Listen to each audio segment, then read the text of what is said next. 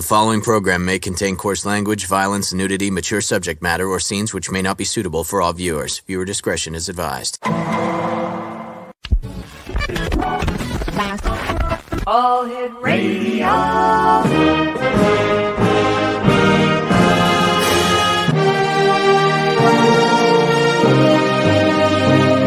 Welcome to the X Zone, a place where fact is fiction and fiction is reality. Now, here's your host, Rob McConnell. And welcome back, everyone. This is a Friday, the start of a new weekend here in the X Zone. I hope that each and every one of you has a great holiday weekend. To me, any Friday and Saturday is a holiday weekend, so have a great weekend. Be safe, be careful, and remember, if you drink, please do not drive. Before we get to my guest this hour, who is Robert Temple, in the news today, another startling event in the ongoing case of who is spying on who and why. Earlier today, the United States Air Force shot down a unidentified object, they said, the size of a car off the coast of Alaska. Now, up until now, nobody knows where it is from, what it is, but they did shoot it down. So the saga continues. Who knows what comes next? At least they shot it down instead of letting it gather days and days of intelligence data like they did with the Chinese balloon that they finally shot down over the Atlantic near Myrtle Beach, off the shore of Myrtle Beach. And by the way, a lot of listeners sent me an email asking me why the Canadian government didn't shoot down the balloon as it was crossing Canadian airspace. Well, it's very simple explanation. According to our sources at the Canadian Armed Forces, there is an agreement in effect, because Canada is part of NORAD, that the decision to shoot down an object has to be made by NORAD. And at the time, even though President Biden was thinking about shooting the object down, unless NORAD concurred, the object would not have been shot down. And NORAD believes they did the right thing by letting it go away from populated areas. Mind you, it hovered over Malmstrom Air Force Base, where we have a number of nuclear missile silos there. I guess they didn't think that was important enough to shoot the thing down. That's why I don't run for politics, because I would probably have shot it down and caused a fuss and stopped it from gathering the intelligence that we don't know how much of the intelligence it did gather got back to China. But that's for another show. My guest this hour is Professor Robert Temple, and he is in the United Kingdom. And Robert, welcome to the X Zone, and thank you very much for joining us at this very early hour in the UK. Well, it's great to talk to you, Rob. And it's a pity about Montana getting ignored like that. You know, not enough people pay attention to Montana. Yeah. Senator John Tester, he should have seen to this. He should tell NORAD what to do, a thing or two. Well, yeah. What it is doing is they're saying that NORAD needs to update its equipment. I guess the strings and the tin cans don't work anymore, Robert. Oh, well, you know, they've got this unidentified equipment. The funny part is that going back, I think it was in the 70s when over Malmstrom Air Force Base, they claimed that an object actually disabled missiles in the silos, as reported by Captain Robert Salas in his books. And here we have, once again, Malmstrom Air Force Base being the target of surveillance. What do you think about the Chinese possibility of doing all this, Robert? Well, I'm quite familiar with the Chinese. I've spent a lot of time there in the past, and I'm very fond of the Chinese people and Chinese culture. So I tend to give them the benefit of the doubt. But if they're sending balloons over the United States, it might be what you call uncool. Yeah. It reminds me of the Fugos at the end of World War II. Japan sent over 9,000 or launched 9,000 balloons from their shores that actually made their way to the United States. And you know, when you look at the correlation between the balloons as well as the UFO sightings, there's a great correlation there. Like dates, times, and places all add up. So who knows? Years ago, Robert, I said that Roswell, New Mexico, the alleged crash of a UFO was actually a balloon, and I looked at Project Mogul. Other people told me that I should be looking somewhere else because it had to be a UFO. Oh, they say sometimes in New Mexico, Roswell is Ros unwell. Well, I often wondered what would Roswell, New Mexico be without aliens and debris fields all over the place? It's one hell of a PR stunt to call attention to themselves, isn't it? It is, and it's worked successfully now for over 50 years. And all that fake wreckage that the locals strewed all over the desert, it's called exhibitionism. I think it's called littering. Robert, tell our listeners a little bit about yourself, sir. Oh, well, that would be embarrassing. Well, that's why we have the disclaimer at the front of the show. There's no violence and nudity over here. We don't take our clothes off and we never hit each other. So, it's kind of disappointing. Well, my pronouns are he, him. That's something everybody really needs to know now, all this woke nonsense. That's about all there is to say about me, except I sit around sometimes and I read books and I write books. Oh, come on. You're a professor. You deal in scientific history. You're a scientific historian specializing in research on ancient civilizations, astronomy, archaeology, physics, and more. What's the more part? You've been cheating, Rob. You've been reading about me. Oh, I'm sorry. Shame on me. Well, so the reason why we're talking tonight is that I brought out a new book called A New Science of Heaven, which we desperately need because of the fact that the universe is not made of atoms, but our physics deals with atoms. So we need a new physics, basically a much more elaborated plasma physics, because the universe consists of 99.9% plasma, not atoms. Plasma is not made of atoms. So that's a bit of a shockaroo. And the trouble is that the public are not being kept informed because there used to be a lot of science writers and people trying to communicate with the public to keep everybody up to date. But they seem to have all died off now. And so the public are left in a state of what some people would like to encourage, namely mass ignorance. That's not good. I believe in an informed public, so I've spent years putting all this information together, almost none of which is known by the public, to give them the true picture. And that's why I call it a new science of heaven, because heaven isn't what we thought it was. I mean, heaven in the sense of the heavens. Sure. And so it's 99.9% made of something other than atoms. So what is this stuff called plasma that it's made of? It comes in different forms. It can be gaseous, it can be liquid, it can be solid, it can even be plasma crystals. But it's not made of atoms, it's made of particles. So electrons, protons, and things called ions, I-O-N-S, which are sort of almost atoms, but not quite.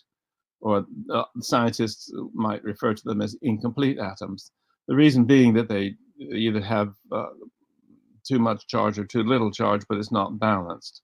So this gives you a new view of the universe, that it's all based on positive and negative charge and electromagnetism, which is infinitely more powerful than gravitation. We had that very brilliant scientist, Albert Einstein, who came up with a theory called general relativity, which was all about gravitation, which we tend to call gravity in ordinary talk. And everybody's been going down the gravity path. Right. And they want to have quantum gravity and all sorts of gravity. The thing is that electromagnetism is the real force of the universe, and plasma is the real substance of the universe. And it does not behave like atomic matter. So that's why we need this new science. Now, I've written a book that can be read by anybody who doesn't know any science at all. That was not easy, but I believe in communicating with everybody. Sure. I do not like self-appointed elites and pompous people who think, they're the ones. and we're not going to tell the stupid folk, I hate all this elitism that goes on. Right. So my book is for the general public, and I've done an audio book as well, which I recorded also myself. People who like to listen and rather than read can listen to it in the car on a long journey or whatever. Right. And I'm trying to get all this information across. Now, you have a great interest and a long-standing one in UFOs, for instance, and all kinds of strange phenomena. Yes. So part of what I've explained in my book relates directly to that. Robert, before we go to the break that's coming up very shortly, what evidence have you uncovered that actually suggests the universe may have some level of consciousness? Well, that's the big one. Yeah. The fact is that plasma, which has dust in it, which it needs to have to be interesting, is known as dusty complex plasma.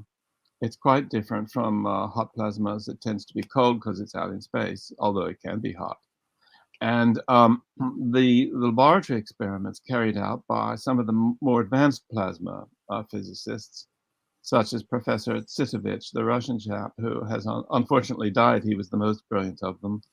A lot of these guys are Russians, but a lot of them now live in Germany and in America. Unfortunately, we haven't got a tame Russian here for plasma science in Britain, so we feel kind of sad about that. And they've proved in the laboratory that this kind of plasma can develop by self-organization, as it's called, immense complexity, so that, for instance, a plasma blob the size of you or myself would have an internal structure more complicated than we have. That's how complicated they can get, and that they can become intelligence. They can actually evolve intelligence on their own. Wow. And this is also called by the buzzword emergence, which has become a popular word these days.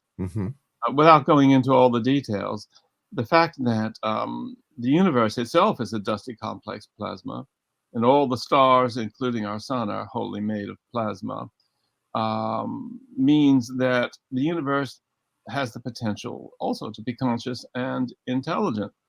And it would be the biggest of the brains, and it would be the equivalent of what is called God by people who use religious terminology, which I try to avoid in my book because I don't want to trigger anybody. Sure, understandable and respectable.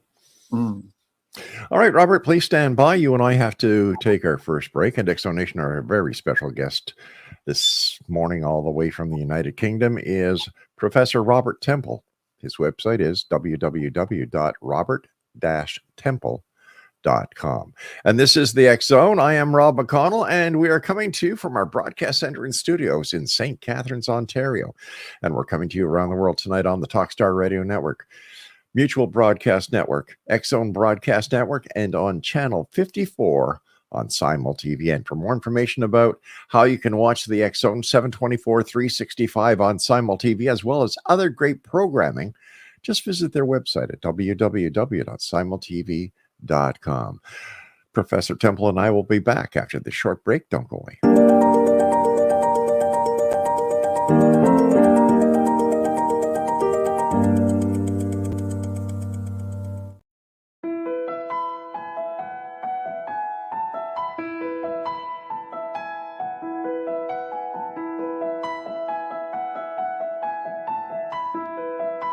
From the Canada-US border in the southern region of Niagara, traveling north in Ontario's Golden Horseshoe, then east and west of the Greater Toronto Area, there is growing awareness and excitement as more and more people are starting their day with Beautiful Mind coffee, the delicious healthy coffee that your brain will love.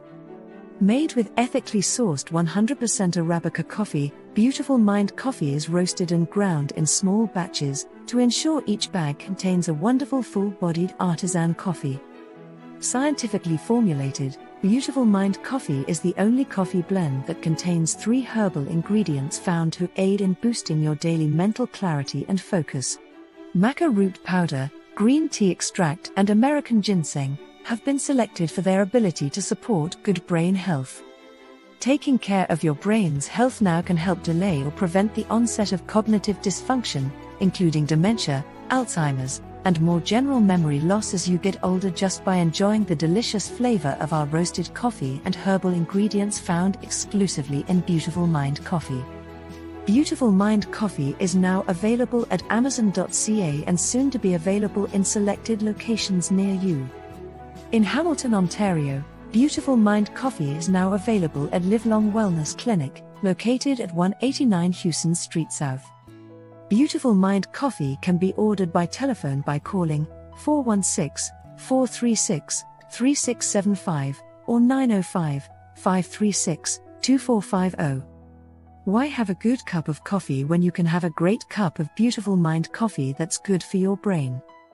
For more information on Beautiful Mind Coffee, visit us online at www.beautifulmindcoffee.ca.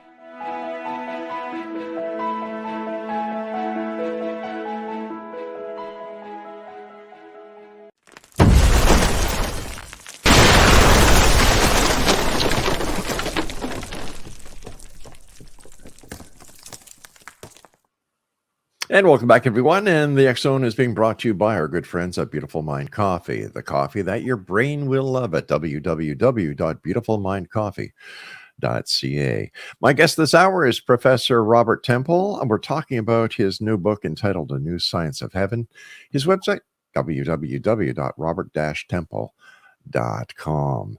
Robert, where is your book available? Well, the easiest way to get it, I suppose, is from Amazon. Great. And including the audiobook and the ebook, all the different books. I wrote them all, but they come in different shapes and sizes. How many books have you written all told, sir? Oh, God. I don't know. Maybe 20, something like that. Good for you. Wow.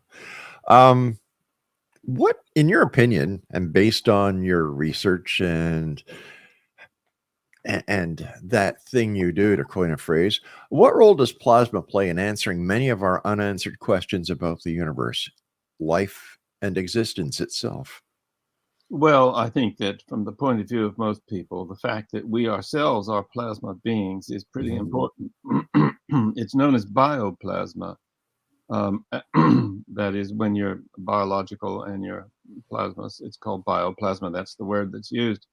And what this means is that we are eternal entities made of plasma, and that we temporarily incarnate in physical form, which the physical form being made of atoms, as we know, and that when we do what's called dying, we revert back to the plasma world, which is essentially in parallel with the physical world while we're here on this planet, and that nobody dies. Which could be good news, and it could be bad news, because nobody wants to die. So okay, they don't get to do that. But the bad news is that it means that they're still around, and they can't not be around. In other words, suicide's useless, and so you have to come to terms with yourself if you're going to live forever. And the only way to do that is to try to be a better person, because otherwise you're stuck with a horrible person yourself. So is it safe to say then, Robert, that the plasma that leaves us at our time of getting rid of this meat suit is what we consider to be the soul? Oh, definitely, yes. Yeah. The religious terminology is soul or spirit. Once again, I try not to use religious terms. I try to use terms which are neutral, but Sure. Our bioplasma selves is the same as the soul or the spirit. And I have a whole chapter called the life flash and the death flash, because anybody can go to YouTube and see the life flash, which is something that it's a flash of light that happens when the sperm meets the egg, and this has been filmed, so you can see that. Anyone can. The death flash is more difficult to film because you can't know when somebody's going to die. Right. But many people sitting beside people who have died have noticed the mist rising from them when they die, and it floats up to the ceiling. And that's basically the bioplasma body leaving the physical body, which I like to call a smart overcoat. And overcoats wear out eventually, as we know.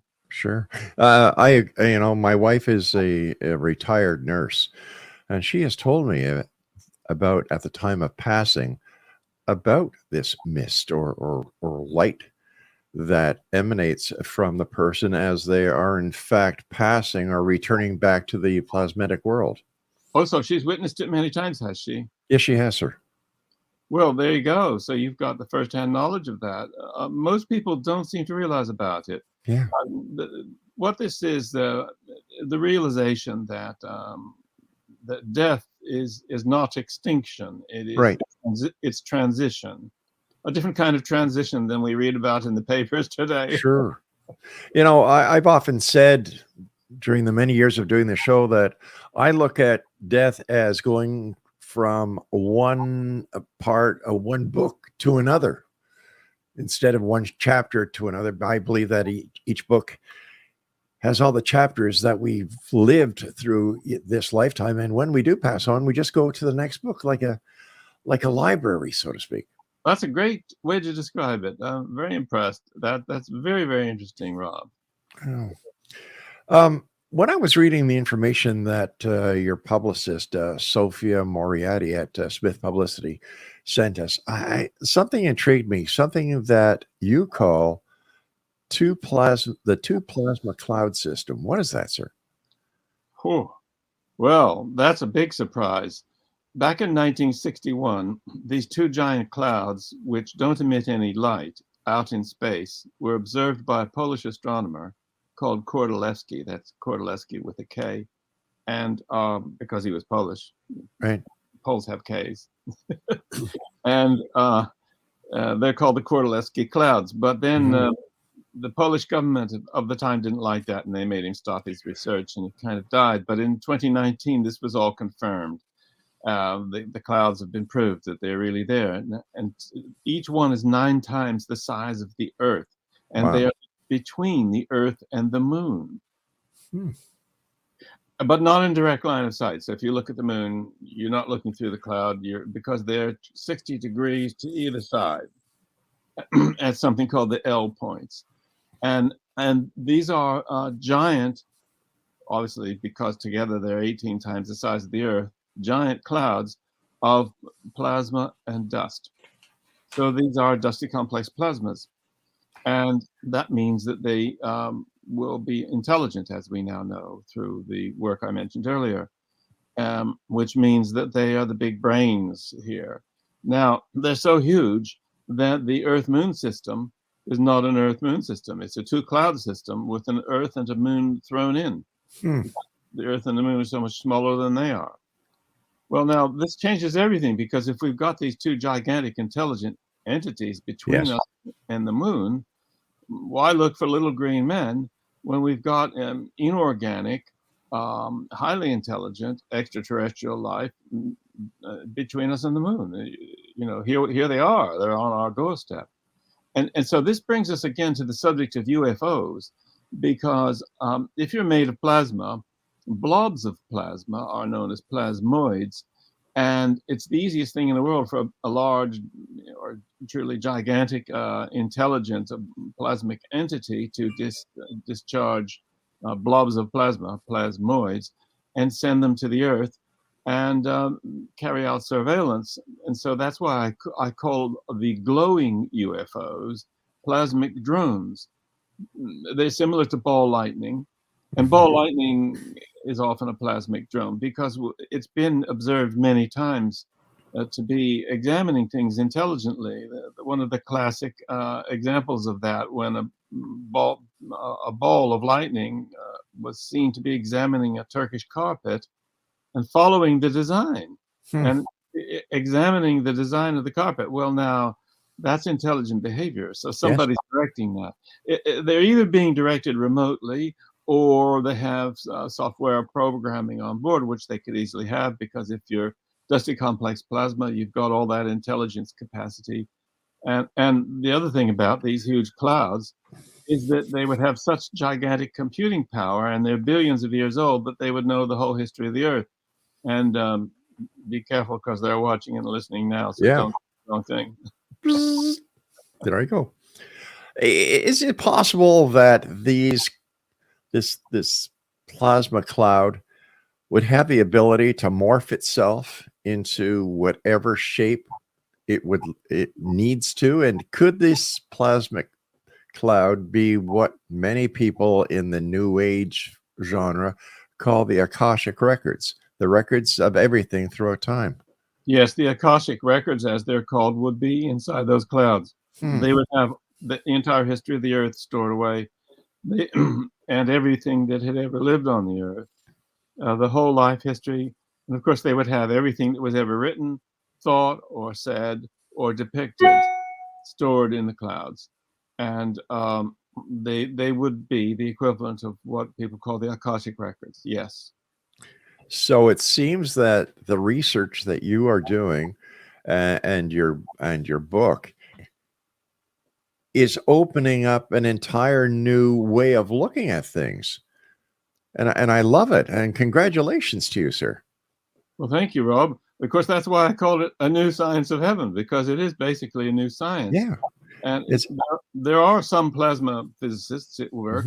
A lot of the work is confidential because plasma is used to deposit circuits on microchips and nanochips, so that's commercially sensitive. And then you've got the attempts to contain nuclear fusion reactions for the sake of energy. And they use plasma to try to contain that because it couldn't be contained by any physical matter that would melt. And then there are all the many military uses. For instance, pinches, as they're called, of plasma are used as triggers for atomic bombs. And there are countless sensitive aspects of plasma, which is one reason why the public doesn't know about it, because they've got the companies don't want to let you know their trade secrets. You've got the energy people struggling to contain fusion, and they haven't been successful, and they've been doing that since the 1950s without success. And I don't know if it will ever work. Nobody knows. And then we've got all the military things. And then we have the further thing is that if you've got these intelligent clouds right on the doorstep, this becomes what they call the #1 security issue for the world. Yes. Are these huge intelligent entities friendly or unfriendly? Well, I think the answer to that is obvious. If they were unfriendly, we wouldn't be here. Definitely. So the assumption is very clear that they must be wanting us to make it, and that we're under observation, and we probably constitute a fascinating experiment for them. Exonation, our guest this hour is Professor Robert Temple. He is in the United Kingdom. His website is robert-temple.com, and the name of his new book that is available on Amazon is A New Science of Heaven. Robert, please stand by. You and I have to take our break at the bottom of the hour, and Exonation will both be back. So whatever you do, don't go away. And in fact, if you are going away, I just hope it's for a cup of beautiful, beautiful mind coffee. We'll be back. Don't go away.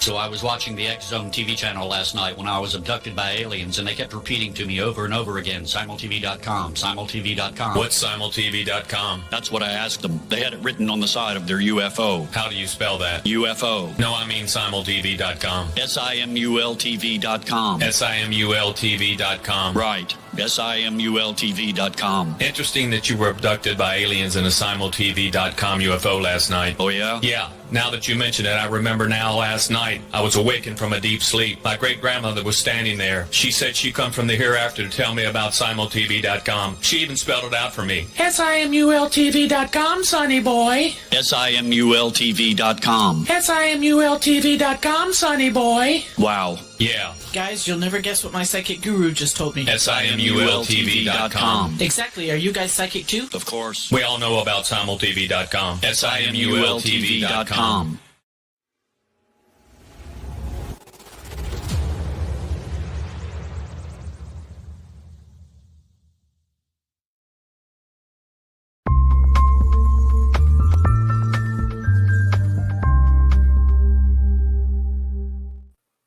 And we're back, and I'm happy to report that over the last half hour, there have been no more unidentified objects off the coast of the United States or Canada, and there have been no more Chinese balloons shot down.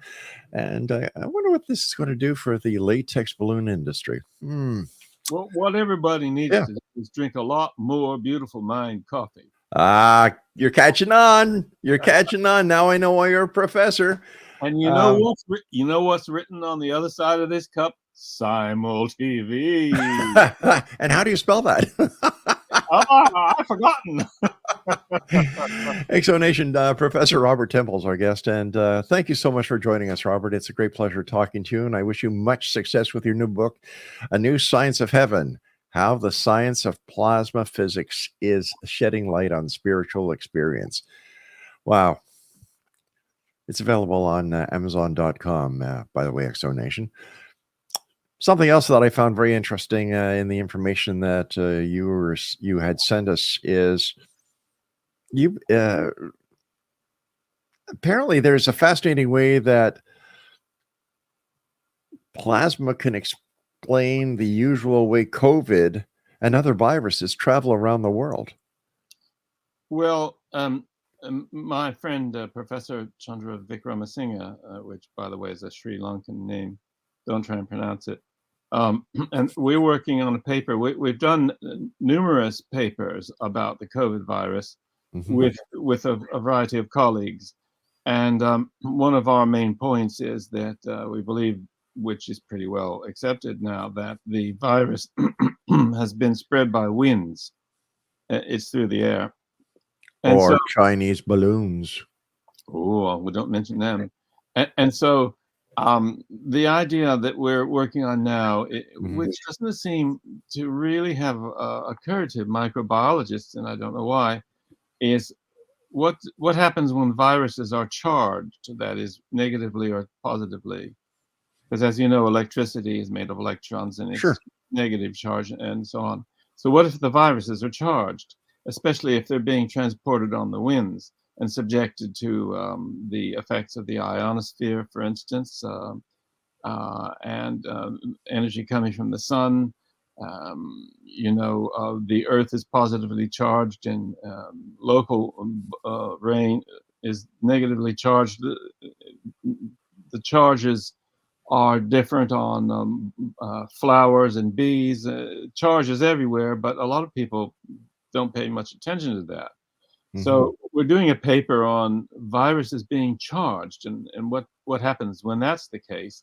So if the COVID viruses, these great masses of COVID virus are being transported on the winds, if they're charged, now I see you're looking out for them there, Rob. You're quite wise to do so because I was looking for the balloons. No, that's the viruses that you're seeing. They're coming in. They're coming in now. I can see them behind you. No, don't worry. I'm just teasing, Rob. I know. Okay. But you never know. You're a professor. You're smarter than I am. Oh, I wouldn't say that, Rob. You've been very successful on the air for many a year, raising all kind of strange subjects. So you probably know more than I do. I don't know. I don't take compliments very well. Thank you. I just had to let that one sink in. So would this also work with other diseases and viruses that we've had throughout time? For example, the Black Plague and Yes. Electric charge has been neglected by all the microbiologists, from what I can gather, and there are many occasions when charge is in the air. For instance, if you're near an electric device, it would either attract or repel charged viruses. Nobody's studying this. Wow. It's so obviously important. They should be studying it, but it hasn't occurred to them. Well, aren't there studies that have been done by the medical and scientific community where there is a higher rate of cancer with people who live closer to high tension wires? Oh, yes. So that's terrible. And really, don't live under a power cable. You're asking for trouble. Is this part of where we're going with the plasma? Well, studying and learning about the plasma helps you understand the dangers of electromagnetic fields, which are very Right. strong and which are near you, because they would affect the functioning of your brain and your Right. entire nervous system, and they could do damage to your immune system and have all kinds of bad effects. But you see, people don't give enough attention to this. There are numerous books about electropollution and so on, Right. but most people don't read them. And the research is there, but a lot of commercial concerns don't want you to know that it might not be such a great idea to stick those white things inside your ears, which have magnets in them, so that Oh. magnets inside your skull to affect your brain because it's convenient to be able to hear. Right. You're going to want to have something, at least have the headphones on the outside of your head. Don't stick them on the inside. Yeah. Things are so obvious, but nobody's thinking about them. And yet it could affect your life, your health, your death. My wife and I were at Costco the other day, and I was surprised by the number of people who were shopping and talking on their iPhones and cell phones as they're plastered to the side of their heads. And I always thought, I remember when the big news was that you don't put them beside, the phone to the side of your head because of the way that the cell phone transmits and receives its data. That's absolutely right, Rob.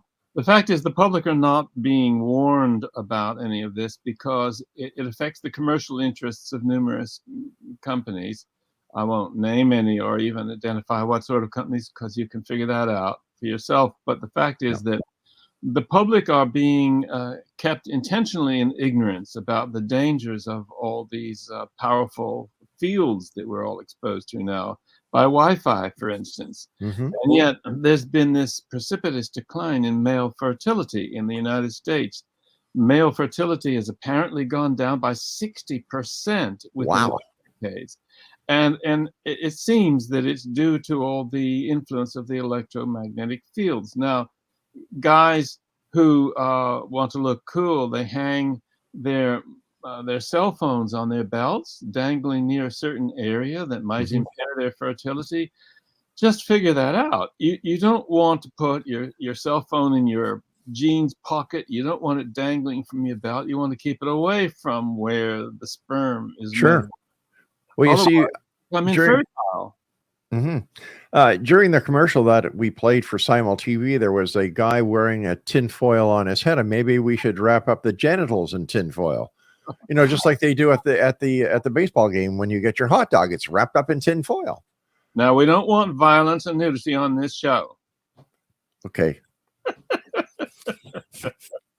Just calm down, Rob. All right. I'm calm. Take that tinfoil off your head.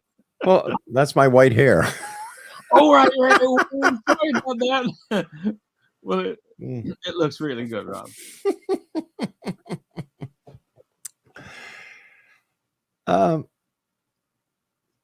Why do you think that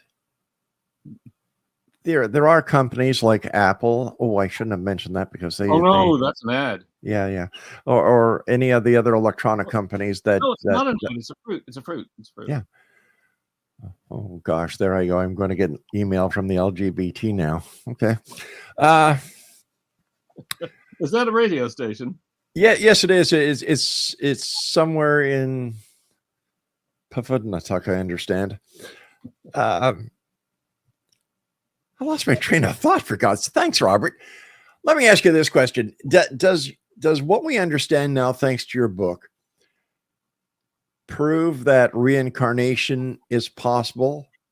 Because if plasma never dies, and we were talking about the plasma clouds, how they have the possibility of morphing into other objects, is it possible that the people who believed in reincarnation, or still do believe in reincarnation, are being validated by this research?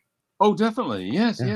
I believe that there's no way to escape the fact that we survive death, but we don't just drift off into some rather amorphous spiritual world. There is another world, and I think that it's highly stratified depending on how good you are. But the thing is that we keep coming back into this very limited physical form with all the obstacles that we all know about in life. It's difficult living on planet Earth, or indeed any planet. And so we do this in order to learn and evolve and test our character, because I think the test of character is the central thing. It doesn't matter if you're famous, because that means nothing. It doesn't matter if you're rich, because it's only of significance while you're still alive on your body. And all these things that everybody's obsessed by and thinks so important, they're all really unimportant. The only thing that really matters, and it's more intelligent and more important than your intelligence, is your character. Are you good or are you not good? You've got to be a good person. You've got to be kind. You've got to be compassionate. You've got to think about others' feelings. You've got to help everybody that you can within reason. That doesn't mean you have to go rushing out to Turkey tomorrow to help with the earthquake as much as you wish you could. You have to be practical. Sure. But you have to be a good person. And I want to stress that you can be a good person within very narrow limits. If you are, say, physically disabled, so you can't really get about very well, you have limited mobility. If you are nice to your carer, you are a good person. And if you're a mother and you take really loving care of your children, you are a good person. This is more important than being president. You have to be good. That's what it's all about. Stand by, Robert. We have to take our final break. And Exonation, our guest this hour, is Professor Robert Temple. His website is robert-temple.com. He's the author of A New Science of Heaven. It's available on Amazon.com. And once again, the website is robert-temple.com. We'll be back as we wrap up this hour here in the X Zone from our broadcast entrance studios in St. Catharines, Ontario, Canada.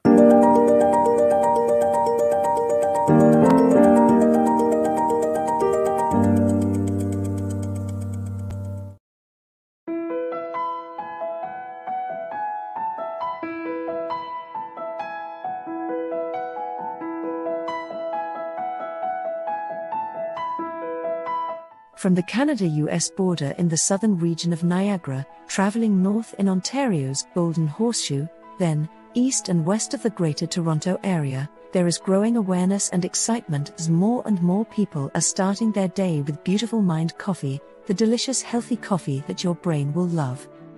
Made with ethically sourced 100% Arabica coffee, Beautiful Mind coffee is roasted and ground in small batches to ensure each bag contains a wonderful full-bodied artisan coffee.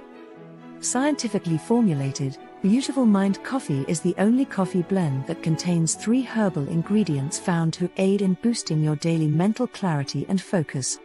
Maca root powder, green tea extract, and American ginseng have been selected for their ability to support good brain health. Taking care of your brain's health now can help delay or prevent the onset of cognitive dysfunction, including dementia, Alzheimer's, and more general memory loss as you get older, just by enjoying the delicious flavor of our roasted coffee and herbal ingredients found exclusively in Beautiful Mind coffee.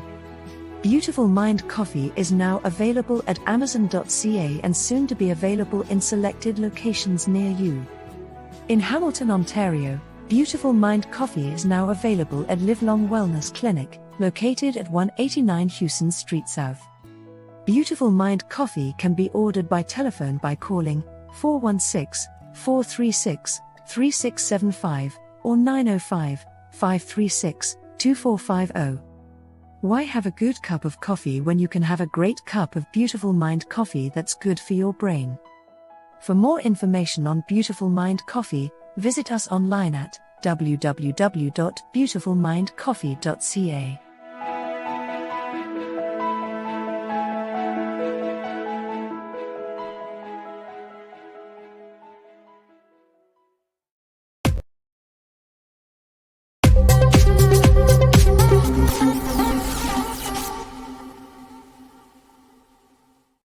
And welcome back, everyone. Before we get back to talking to our very special guest tonight, Professor Robert Temple. I'd just like to remind everyone that Paranormal Stakeout with Larry Lawson will be coming back for another season here on the X Zone Broadcast Network.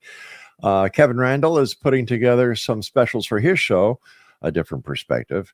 And of course, the X Chronicles newspaper for February 2023 will be available later on this weekend simply by going to www.xchronicles.net.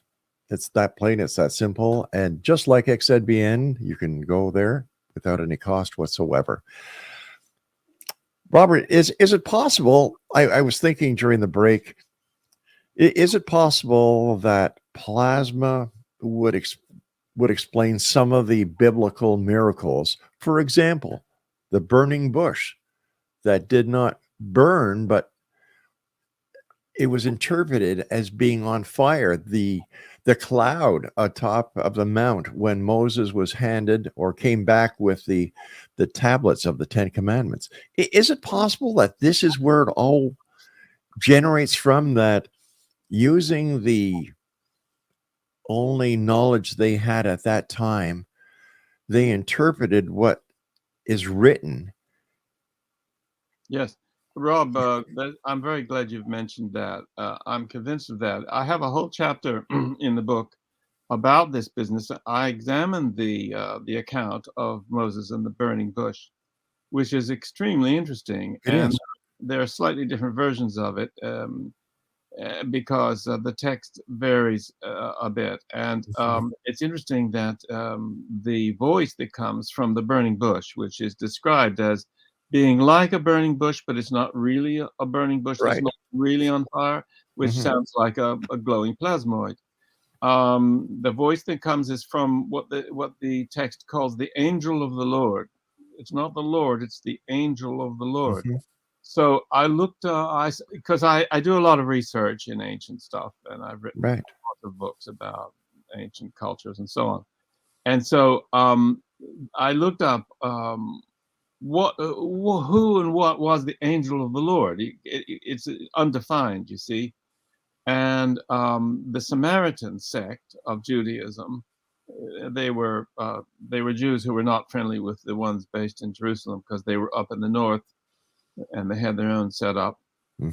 They had a name for the angel of the Lord, and whose name was Metatron. So then I kept doing the research, and there used to be many branches of Christianity and Judaism which were known as Gnostic. Right.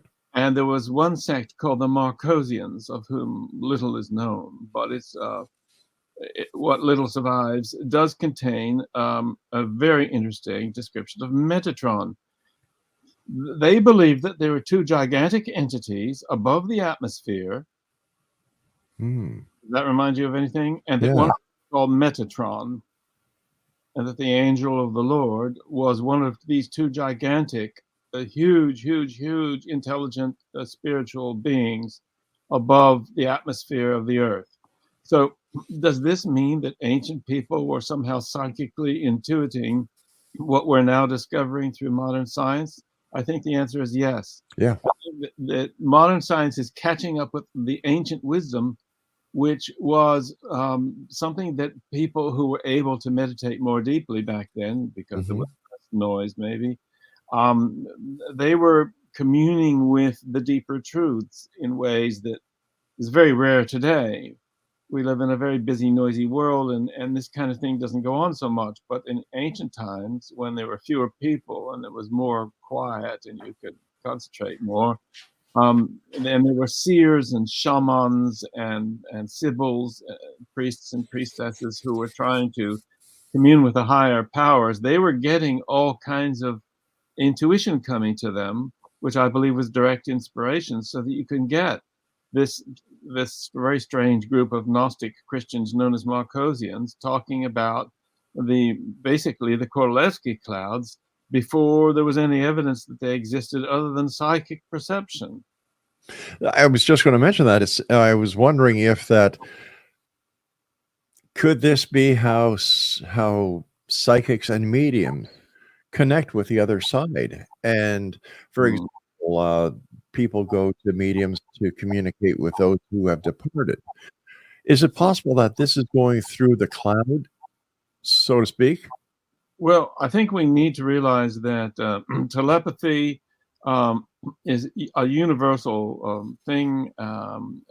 There are many blockheaded people who are ultra materialistic. They think they're being responsible by being what they call hard-nosed, and they don't want to admit that there's anything other than physical matter, which is pretty stupid considering that physical matter is less than 0.001% of the universe. So telepathy is natural to plasma, and you can have something called long-range order, which includes the transfer of information across immense distances faster than the speed of light within a plasmic cell. I also suggest, because I wrote a book long ago called The Sirius Mystery, that the system of the star Sirius and the system of our sun are in a shared cell, which is, now that I know more about the plasma, I know what I didn't know when I first suggested that in 1998, that such a cell within the galaxy is easily conceived of on the plasma basis, and it would be surrounded by what's called a sheath, which makes it a contained entity, a sort of super blob, you could call it, Right. with containing two star systems. And within that kind of cell, long-range order can take place, and you can have telepathy between the Sirius system and the solar system, and it could exceed the speed of light because information has no mass and no energy. Therefore, the E equals mc squared equation, the famous one of Einstein, where energy and mass transform in association with the square of the speed of light, doesn't operate because there's no energy, there's no mass with information. And information is what is transmitted by telepathy. And what are those giant clouds? And our sun is 300,000 times the size of the Earth. They are gigantic supercomputers, and their intelligence is at the very least an AI type. And so everything that they do would be based on what we call telepathy. Fascinating. Robert, as always happens when I have an interesting and fun guest like yourself, time goes by so fast, and we've come to the point where I have to, first of all, thank you so much for joining us. Congratulations on your book, A New Science of Heaven. What are your final thoughts for the X Zone Nation tonight before we say goodnight? Well, I think that everybody should be damn lucky that they've got you as a host on this show. Oh, thank you. That's my final thoughts. Wow. And they're good ones. I would love to have you back on in the future because we still have so much to cover. So I will be in contact with you. Let's do it again. Thank you so much for sharing your early morning in the United Kingdom. And I just can't wait till the next time we meet back here in the X Zone. Until then, take care of yourself, sir. I look forward to that. Thanks a lot, Rob. It's been great to be with you. All right, X Zone Nation. Then my guest this hour has been Professor Robert Temple. www.robert-temple.com. The name of his book is A New Science of Heaven, and it is available on Amazon.com. And once again, I'd like to thank, I believe her name is Sophia Moriarty at Smith Publicity for helping make this interview happen. Good night, Robert. Take care of yourself. Be well, my friend. Bye-bye. All right, X Zone Nation, that's it for tonight. I will be back Monday. That's the other side of this weekend. At 10 o'clock as once again we cross the time-space continuum to this place that I call the X Zone. It's a place where people dare to believe and dare to be heard. It's a place where fact is fiction and fiction is reality. And I'd like to thank once again my producer, Craig Webb, here in studio, Mac Alexander, our programming director, and my senior producer, executive producer, my wife, my best friend, Laura Rogers. So until next we meet on Monday, always remember, X Zone Nation, take care of one another. If you're not part of the problem solution, you're part of the problem. And finally, keep your eyes to the sky and your heart to the light. Good night, everyone.